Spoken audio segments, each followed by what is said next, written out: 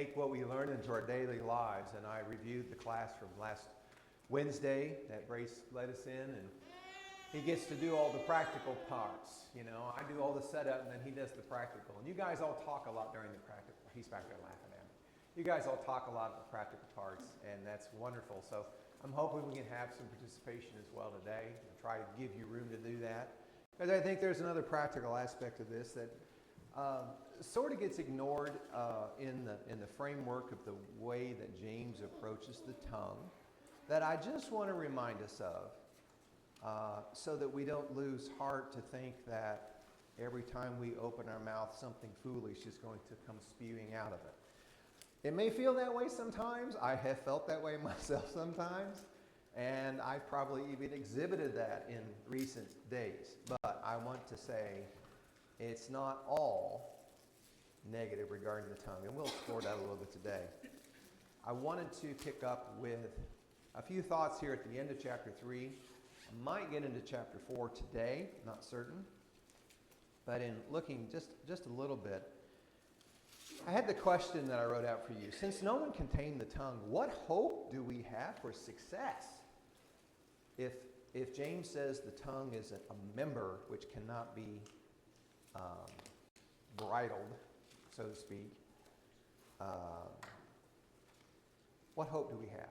Does James give us any hope for success with our speech in chapter 3? I'd say not in chapter, well, I don't know what chapter 3, but the verse I was thinking of that came to my mind was 1:20, I believe, 1:19 and 20. Being quick to hear and slow to speak, I think could help with that. Yeah, absolutely. So there is an admonition that it's not be quick to hear and never speak, it's be quick to hear and slow to speak. So there are times to say words that are sweet and appropriate. There are times to speak the things that are needful. And they may be words that even hurt, but they're still needful. Yes, sir. How about verse 17? Let the wisdom from above is first pure, then peaceable, gentle, open to reason, full of mercy and good fruits, impartial and sincere. If good wisdom comes from above, then the key to taming our tongue is the wisdom that comes from above, which is through God. And just like with everything else, what is impossible for us to do on our own is entirely possible when we surrender ourselves to the will of the Lord. And so he can help us to tame our tongue and to use it for good things.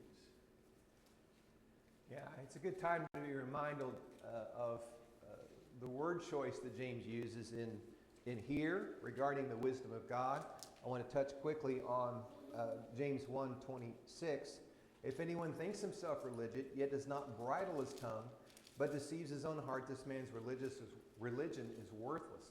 The word bridle, we think of restrain or constrain with a bridle, but a bridle is also for directing and for steering and for taking you places that you otherwise wouldn't go if that bridle is in the bit of a horse's mouth. It is to go where you want to go. The tongue is to be bridled, not shackled, not chained down, but brought under subjection, brought under control. And it can take us places. Other thoughts? Appreciate that comment. Yes, sir. Yeah, I've heard over the years that they make the statement that man cannot tame his tongue. Well, essentially, that's what's said there. Since no one can tame the tongue. Well, look at the context here. In verse 8, if we pull that one out from the connection with other verses, that's a perversion of it. You take the mankind, they tamed the horse, they tamed the sea creatures, they tamed the mighty ship. Yeah. But how did they do it? With outside help, with the rider, the leaders, with the rudder. They control the trains and the planes and the elephants today with outside help. So man cannot in and of himself do it, but with God's help, he better do it, or Christianity is null and void. Because verse 6 here shows it's going to be set on fire of hell, the tongue when it's misused.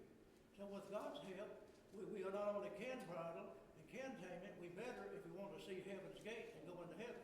So we need to clarify that. A preacher here not too long ago, I was visiting, and he argued that you cannot tame your tongue.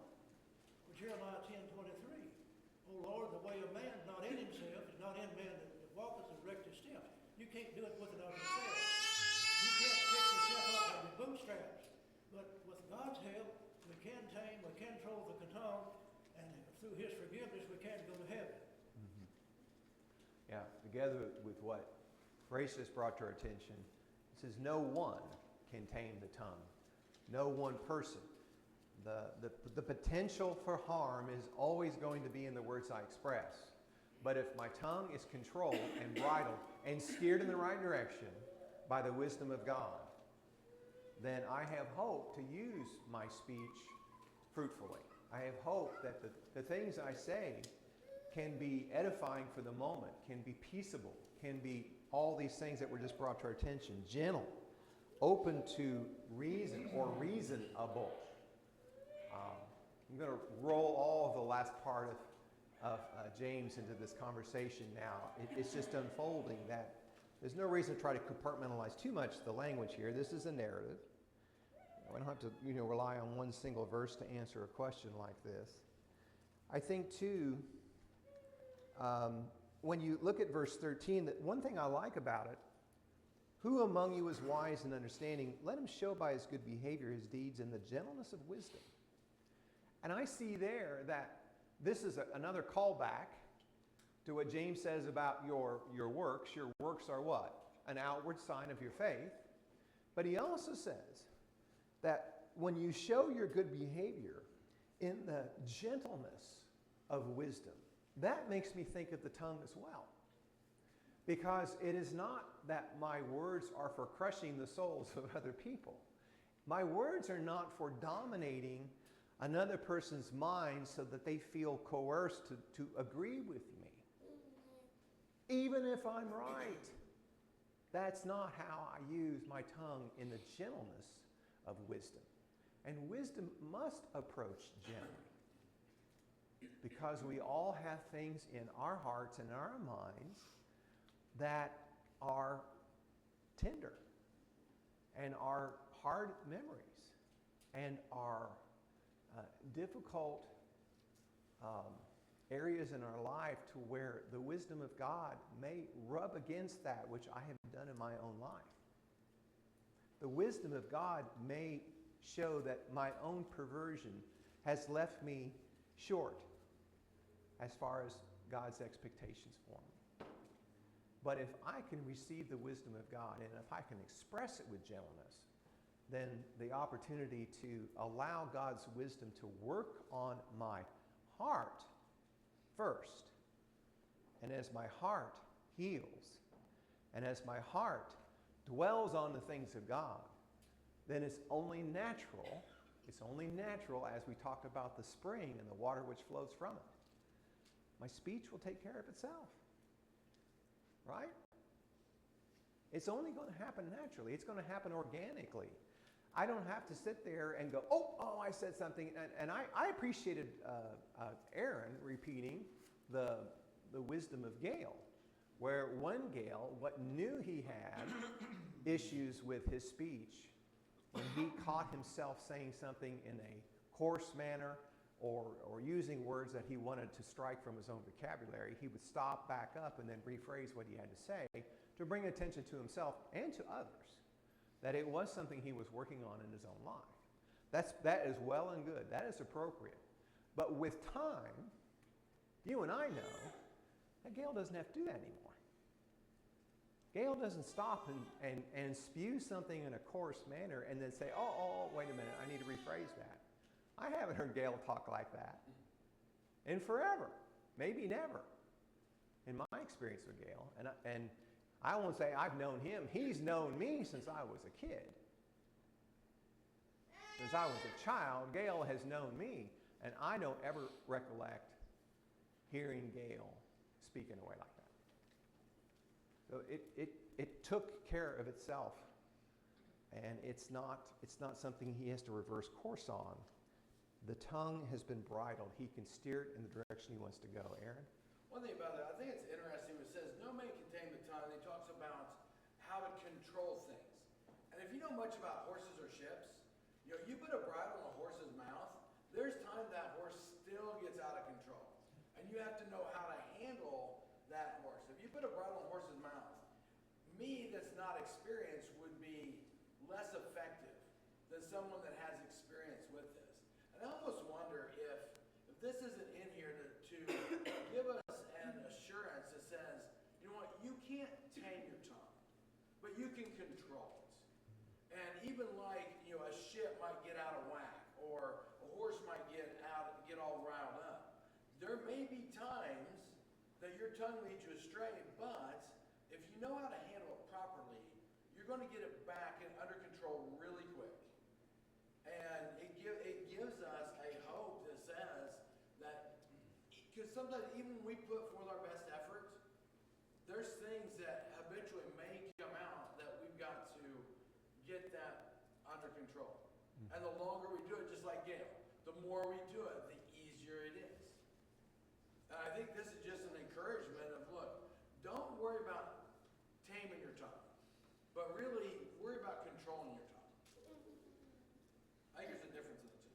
Yeah, you know, in listening to this comparison back to the earlier examples of bridling and the use of the rudder, I thought they're talking to, well, James is talking to the dispersions, so he's talking to Christians, Jewish Christians everywhere. But they were a maritime people. They understood that. And it says that the rudder is going to take that ship in strong winds wherever the inclination of the pilot sends it. But they had shipwrecks all the time. There's still rough waters. There are still high seas and winds and storms that still arise. So it is true that the rudder takes the ship wherever the inclination of the pilot directs it. And that's how we are to use the tongue. It's by our inclination. You know what that word means? What am I inclined to? You've heard us use that word maybe. What is my intention?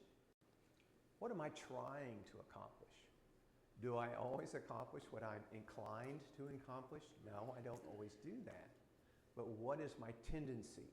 What is my aim? What is my focus? What is my inclination? And I get to steer my tongue based on my inclination. I'm still going to have a shipwreck once in a while. Still going to run ashore, hit the coral or however you want to put that. Other thoughts on this? Yes, ma'am. So, it's just more clear to me now, even though I've read that verse, saying gentleness, that, you know, that's something we ought to do, but for me to connect it then with the way Jesus' presentation was it ever harsh? Was it ever threatening? It was always gentle and meek. Yes, he was God's son, but he is our example. And obviously, he's wanting to do it in a way that's the most effective. Yeah, as God's son, he still had the authority, and he still had the power and the right, if that's the right word, to exercise strong speech against those who were being punished as evildoers. But in terms of his outreach, that was always a gentle approach, that was always fitful for the moment, that was fitful to the person. We can learn to accommodate the minds and attitudes of the people that we're communicating with based upon what we know about them. Clearly, the more we know a person, the more we can communicate with appropriate words. The more we know the things that stimulate them to want to listen to the Word of God, we know the things that are a turnoff to them regarding the Word of God. And so to be fitting or to be appropriate is to know a person, know where those tender spots are, do your best not to inflame those or exacerbate the issue, but still in gentleness of wisdom. Say the things that need to be said. And that's why I want to direct you to the bulletin. If our greeters were doing their jobs well this morning, all of you have a bulletin in hand. Would anyone like a bulletin that doesn't have one? And we'll get one passed out to you if one of these guys back here might help us out. Does anyone want a bulletin? Because we're going to read out the bulletin right now. Okay? Does anyone want a copy of the bulletin? Man, those greeters did an outstanding job this morning. Powerful words. This was sent to me by someone who isn't here, who had heard me speak. And they said, powerful words. They sent me this essay. God spoke life into existence with his word. What can you speak into existence with your words this week? What can you speak into existence? Do you believe that to be the case? Can you make things happen with your words? Can you create where there is nothing by the power of your speech? Is that a true statement?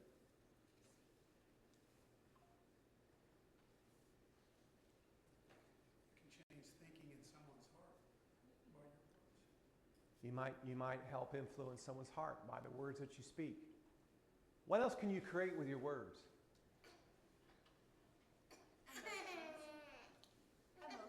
Emotions, like an expression of compassion or sympathy, an expression of gratitude. Is an expression of gratitude a creation of a new thing? If that person that is feeling like they're not as effective as they want to be, and you show your gratitude for them and what they're accomplishing in their lives, you think you're creating in something in that person? An emotional response, a positive emotional response. Our ability to create positive emotions in people is powerful words. Powerful words. Because these emotions will impact the way we think and the way that we perform. What kind of love could you speak into your marriage that feels like it's in neutral? What kind of courage could you speak into your broken friendships? What kind of hope can you speak into your own weary soul? That's one thing we really haven't talked about, is the speech, the conversation that you have with yourself in the quiet times of your life. Here's a real revelation moment. Do you talk to yourself? Do you use funny voices when you do it? Do you do it out loud? Do you talk to yourself? I'm not sure that talking to yourself, even out loud, is always a bad thing. Okay? I've caught myself doing it more recently, and I don't recall ever doing that much before. Maybe because I've got quiet. Whereas I've had a house of calamity and chaos for years and years, and now it's kind of quiet sometimes. I've got a little company now, and that helps too. It's not always so quiet, and that's good. But I speak to myself. Do we need to speak powerful words to ourselves? You understand what I'm asking by that? Do we need to speak gentle wisdom of God to ourselves? We can read it. And with the mind, we can concur with the law of God and say it is good. Do we need to speak those affirming words to ourselves sometimes? Do we need to forgive ourselves and encourage ourselves to move forward? I saw a hand. Yes, ma'am. That's also another application of the verse that says, lay aside every hindrance. Lay aside every hindrance. For what reason? Well, for what? I can't remember. Lay aside every hindrance. I always hang on that. Isn't that the upward calling, right? So that we can move toward the prize of the upward calling? I believe that's right. Someone correct me if I'm off. Am I close? It's the same thought, but the part that she's talking about is from Hebrews 12, that we may run with endurance the race that is set before us.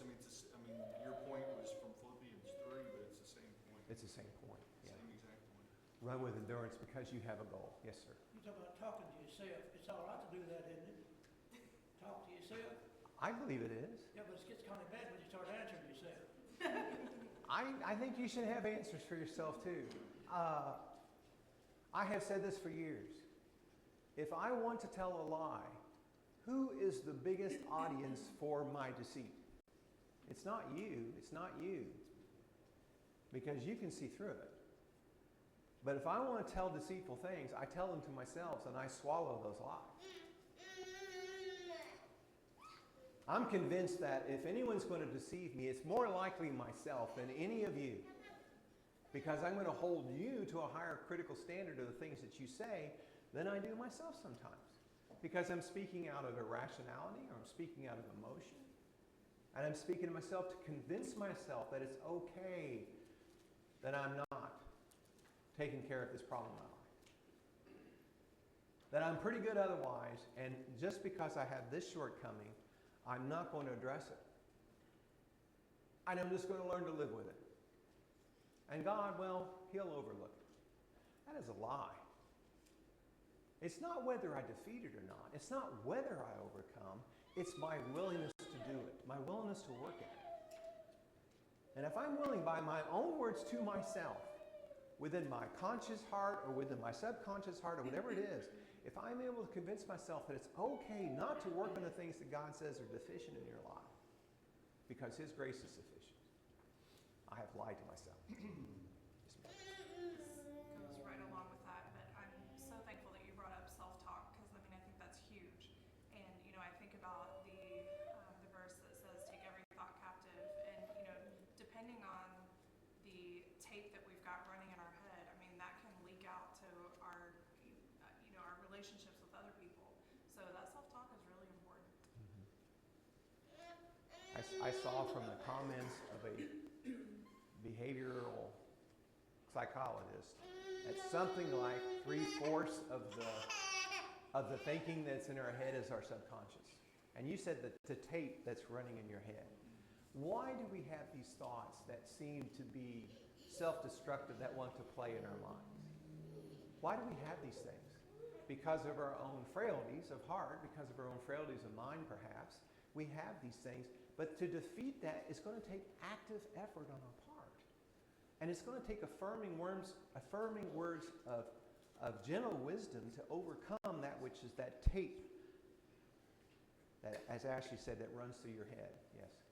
Even in, I'll call it pop psychology, that frequently gets shared, especially online, people talk about saying affirmations or speaking, manifesting. If I say something over and over, it will eventually come true. And we might laugh at aspects of that. I think aspects of it are probably grounded in reality, to be frank. But then I've always had the belief that the reason God has prescribed prayer as a method of communication is because prayer is God's mode of affirming speech, and if you want to call it manifesting speech, I think so. Why did Jesus pray? If He was God and knew the mind of God, was He talking to Himself when He was doing that? And there's theological debate that is not part of that question, but Jesus saw the value of that communication street, even if it was with His own internal mind, if you want to think of it that way. Was that Jesus, taking the time to have that internal self-talk, that dialogue, and to affirm the things that He knew about God's plan and God's intent for His mission?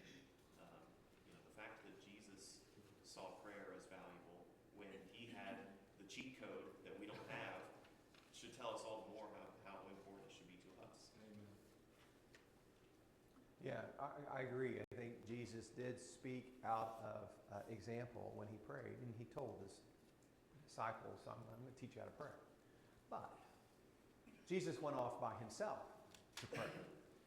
That wasn't a teachable moment.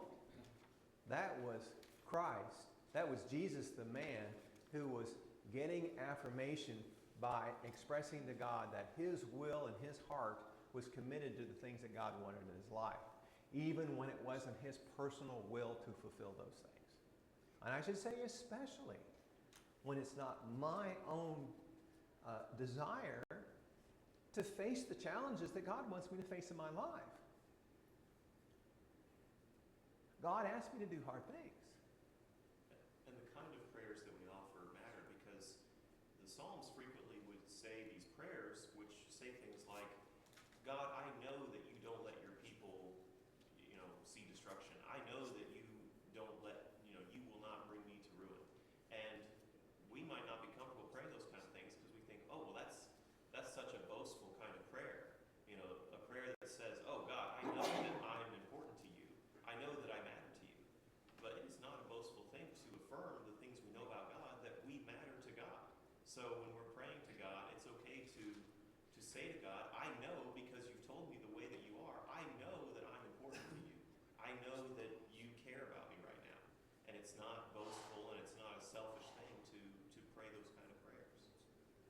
think that's especially the case when self-esteem is such an issue, I think, in many Christians' lives, because of the way that we have been raised, because of the things that we've experienced.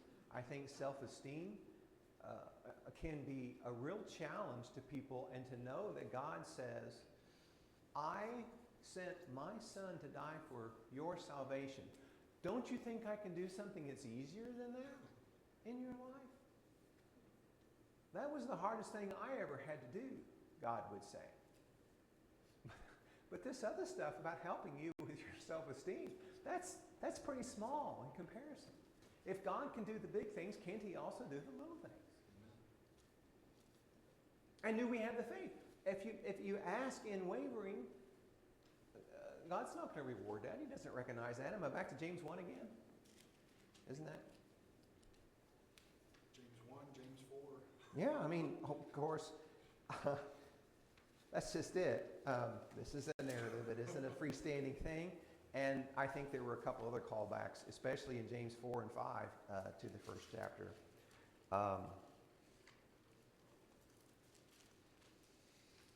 There was another one. Yeah, that was chapter 1, verse 5. If anyone lacks wisdom. Now, remember, we just talked about wisdom being gentle, right? In verse 13 of chapter 3 of James, in James 1:5, he said, if you lack wisdom, let him ask of God, who gives to all men generously and without reproach, it will be given to him. Without reproach, without being judgy about it. Is that a fair way to modernize that? Without, making you feel like you're a heel for asking for that which God says I'm going to grant you liberally. To Andrew's point, we know what the promises of God are. We know what his promises to us and how he will support us in our lives, in our walk with him. If he'll give generously and without reproach, that means we don't have to feel bad about asking for these things that we know God has already promised that he will give to us. Because the very seeking for those things, the acknowledgement that I want those things in my life, is the avenue by which God says, I'll grant those things to you. If I just assume they're going to be part of my life, or I don't really care whether the wisdom of God dwells in me or not, then it won't happen. Or if I ask and say, well, God would never bless me in that way, why would he care about my self-esteem issues? Why would he care about my repressed fears and anxieties? Why would God care about this? If I ask in that manner, I'm not going to receive. So prayer has a lot of impact on us, and speaking to ourselves, I would say, has a lot of impact on us. Let's continue with the bulletin, shall we? The most powerful words, this is the third paragraph. The most powerful words you're going to speak this week are probably not going to be on a stage or a conference call or a closing deal with a client that you want, but the most powerful words you're going to speak will probably be with just one or two people listening, maybe zero. I think that's the words you speak to yourself again, I believe, in this essay. The most powerful words. Powerful words, we think, come from powerful orators. Powerful words come from powerful opportunities to reach the masses. We want the world to understand Christ. We want the salvation message, the good news, to reach the masses. And powerful words can do that. But that's not the way that most people come to recognize the need for God in their lives. That's just not it. It's mostly through quiet conversations with one or two or sometimes zero people listening. It's totally possible that the most powerful sentence you will say this week is a thoughtful text message that you'll send to a friend who's walking through the valley of the shadow of death. The apology email that you finally got the courage to send. It's the whispered prayers through tears in the middle of the night. Powerful words aren't just for preachers who stand behind pulpits. They're for parents who stand next to bunk beds, speaking life into their kids. It's for spouses who share hopes and dreams, not criticism. It's for teenagers who stand up to bullies and stand up for the uncool kids. Your tongue is so small but so powerful. Your tongue is telling a story. a bridled tongue, one that is brought under submission, not tamed, but tempered. The spirit of a person can be crushed, can be brought under such load of anguish as to a person can lose the spirit, and their words will lose spirit. Their heart will lose spirit. They won't be able to say the things that they want to say, that are needful, that need to be heard. I've told a couple people in the past couple weeks, I'm not the friend you wanted, I'm the friend you needed right now. And we've had conversations that have not been easy. But I've tried to make them gentle. And I've tried to help people understand I speak these things out of love for you.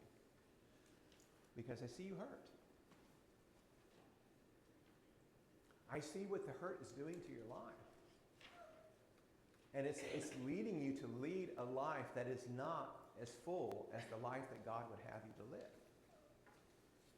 And so I'm going to share some thoughts with you. Maybe you'll think about making some adjustments in the way that you're approaching a problem that you're facing.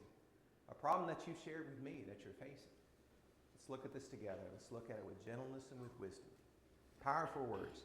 I wanted to sort of finish out chapter 3 with this essay. The timeliness of it was outstanding on my part.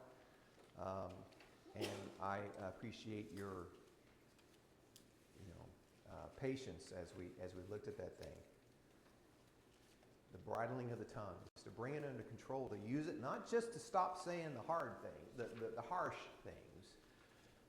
Bridling a tongue is not just to stop communication, but it's also to steer positive communication. Let's take that, if nothing else comes through of James chapter 3. Again, the final admonition is that this wisdom, this gentle wisdom, is pure and peaceable. That means the wisdom of God can lead to peaceful outcomes. Peaceful resolutions to conflict come from gentle wisdom. They're full of mercy. They're reasonable. The wisdom of God is not irrational thinking. The wisdom of God is not hocus pocus and magic and mysticism. It is above the earth. Its origin is outside of this world. It is alien. It is not of this world. But it's still rational. It's reasonable.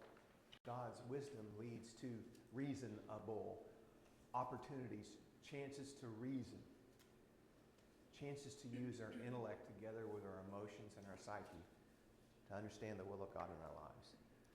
The wisdom of God is reasonable. It's full of mercy and good fruits. It's unwavering. Now, the word peaceable, gentle, New American Standard, this New American Standard says gentle in verse 17, meaning willing to yield. But then the wisdom of God is also unwavering. Willing to yield, but unwavering. I want you to think about that just a second. Wisdom of God, and I think the key to understanding how God's wisdom is both willing to yield and unwavering is in the application of it. Because I can have a principle of wisdom, which is a consistent principle, and I can make poor application of the principle. I can make an unfitting or inappropriate application of the principle depending upon the needs of the moment. And I think that's where the wisdom of God in its gentleness especially is recognize that although God's word is unwavering, it's I need to be the one that says, I'm going to use this wisdom in the way it's intended and make sure that it's fitting, that it's right, and that I'm willing to yield my attitudes about how to apply this piece of wisdom at this moment. Now, there might be another opportunity later, when there's a little more headway, with a little more success in the communication that we have, to bring that other point forward perhaps. But I'm going to have to, again, use some judgment in that. Yes, sir. Yeah, talking about wisdom and asking God for wisdom, He'll give it, James 1, or you read, and about Jesus praying to God. Well, see, Jesus increased in wisdom and in stature and favor with God and man, Luke 2:52. And Jesus needed to pray to God the same reason we do. He was made in all things like man, Hebrews 2:17. Yeah. And he needed God every day of the 33 and a half years, just like we need God every day of our life, because we're human. We need God every day to aid us, keep us in heaven's roadway. Yes. Verse 18 finishes out the 3rd chapter. And the seed whose fruit is righteousness is sown in peace by those who make peace. It is, I think, no coincidence. It is no happenstance that gentleness of wisdom and peace are linked together in this conversation. Yes? Just to your earlier point, yielding and wavering are not the same thing. Because when you're wavering, you are unsure. Mm-hmm. But when you are yielding, when you are being accommodating and giving way to people, you're doing so intentionally, and you know what you're doing when you're doing it. Right. So I think therein is where there's no contradiction between those two ideas. Someone who is yielding, it can still be unwavering because they are not switching sides because they're not sure about it. They are doing it for a purpose. Yeah. I think because those words kind of sound like they're contradictory, I want to make sure we explore that, and I think that was an excellent summary at that point. Other thoughts on the remainder of chapter 3 or the essay that we looked at together? Anyone else have anything they want to share with us?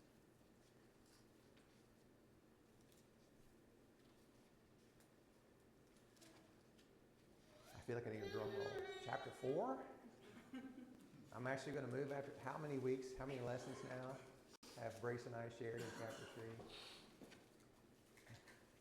I feel like it's actually been the pacing right. Usually I'm the guy that looks at a Bible class teacher and says, would you just move on?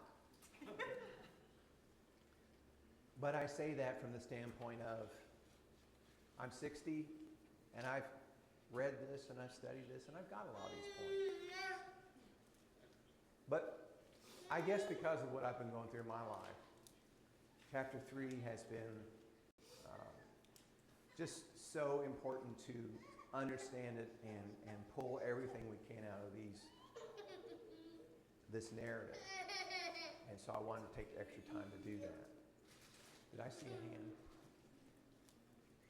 Chapter 4. Chapter 4. What's the source of quarrels and conflicts among you? Is not the source your pleasures that wage war with your members? Who's James talking to? Who is James talking to? The Jewish Christians, the 12 tribes of the diaspora, those that have been scattered. He is a what in Jerusalem? James is a of the church in Jerusalem. Isn't he a bishop? Isn't he an elder? Yeah. Is he chastising the church? After he just talked about gentleness of wisdom and all this, what's he doing? He's chastising the church, people. What is the source of the quarrels and conflicts among you? He doesn't, I don't, well, did I ask this question?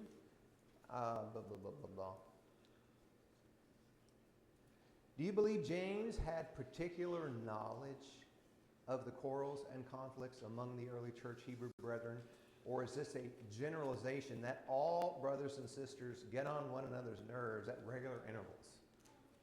Now, don't answer that second part as a true or false question. What do you think James knows when he writes this? Specific instances, probably, where there are quarrels and conflicts within the church itself. I mean, those exist everywhere the church exists. Again, his role in particular puts him not only in direct interest that these things are going on, but he is more than more than likely one that has very specific knowledge of conflicts and quarrels that are happening because he's trying to counsel the church. He's trying to counsel members, individuals, within the church of Jerusalem. So when he says these things, I don't want us to hear, oh, we all just can't get along because we're nasty people and all this. James knows, I believe, what's on his heart when he is posing this to the church in Jerusalem and by extension all the other churches that are going to read this letter. How important is it for James to know these things specifically as he's going to try to address this problem? He's got to understand what the conflict is in order to help other people see the nature of its importance and a solution to its resolution.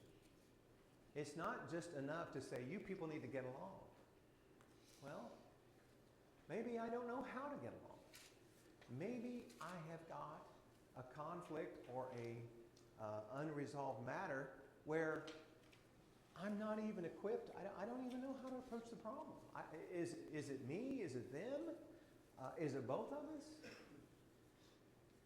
So James, I think, is bringing specific knowledge to this. And he says that you have a particular issue here among the church brethren that I'm going to try to address. And I'm going to try to say it in a way that's gentle and supportive. But I want you to know that you have lust and then you don't have, so that you commit murder. And you are envious and cannot obtain, so you fight and quarrel. You do not have because you don't ask. James is calling his brethren murderers. Is this a general statement of where horrible conflicts in the world eventually lead to where people who should love each other are the ones killing each other? Or what else might he be talking about here? He is addressing specifically his brethren in the church, and he's calling them murderers. What is he saying? How they're acting toward one another, maybe? Or how they're thinking about one another, perhaps? Give a couple of options. Couple of options. Let's explore those options. I'm not aware of anyone who has been convicted of a murder or even charged of a murder by the laws of Indiana or federal law in this room. I'm not aware of anyone. Why would I call any of you a murderer if I knew the conflict within your heart? He's saying that they're in the world. They're thinking more about the world and not about God. Okay. They have a heart problem, and their heart problem seems to lead them away from spiritual matters. Young's literal translation says that they are as soldiers within your members. The parts of yourself are acting like soldiers, and soldiers solve a problem by war and by they're trained to kill. And so I read this as your go-to, your first instincts, your go-to programming that you're following right now. I don't mean programming, but Your behavior, your attitudes are to is conflict. conflict. You are drawn to trying to first defeat what you see as your enemy, and that's your first instinct. And in any war, you got to take sides. You don't fight against your fellow soldier. You fight against the enemy. And James' words are, you become like, you're like on the battlefield and you're murdering people because that is your solution to your problems, is you make sides, you pick sides. And so you go to war with each other instead of looking for ways to resolve your matters peaceably and supportively. And we'll explore why it is that there are murderers in the church today. We are going to talk about murdering in the church, not in the world, in the church. Our next class period.